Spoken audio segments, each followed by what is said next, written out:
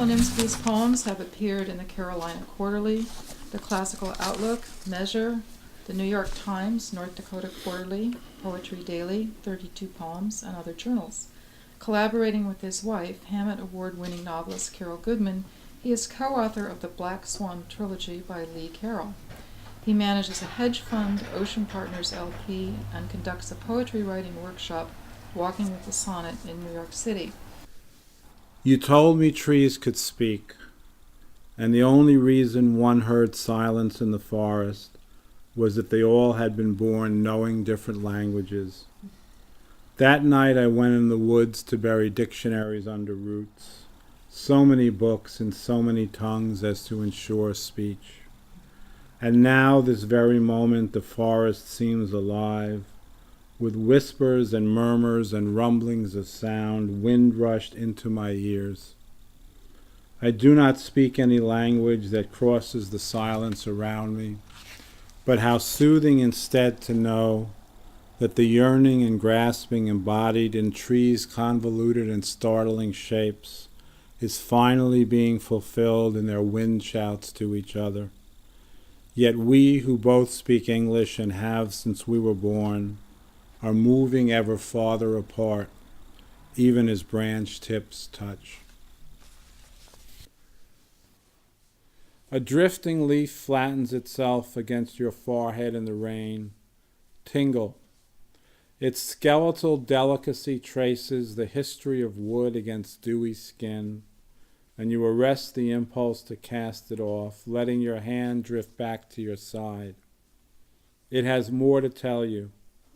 The pain it feels each October, the parallel between its notched edges and convolutions in your brain, filament veins in its green thin flesh, and how they spell out genetic scripture of the same sort that's proclaimed your being, a mere inch or two in the passage of eons separating its spear from your five-fingered hand, almost as if it's a map of synapses from which once arose the snap of thought and fog of primordial simmer.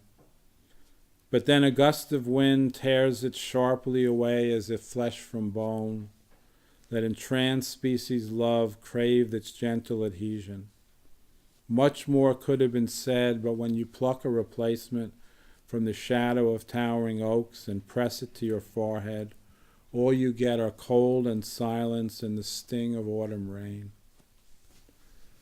With stones this ancient one could write a poem, if only cruelty were beauty, too. What inspiration, rocks necklaced with foam where used-up lovers met their mangled doom.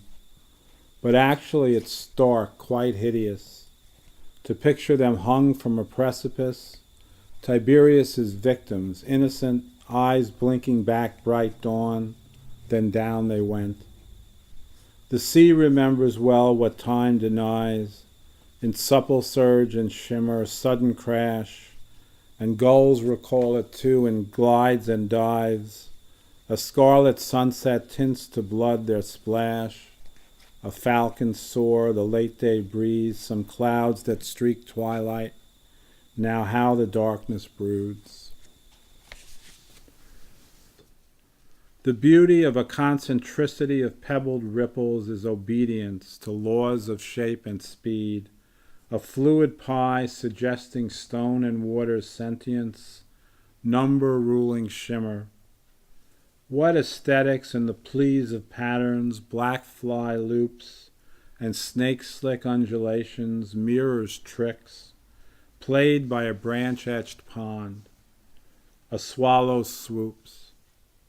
How humbling, though, that raised trajectories are so well plotted that bullfrogs can count to 5 and 6 in thrum response, a breeze perform equations abacus cannot.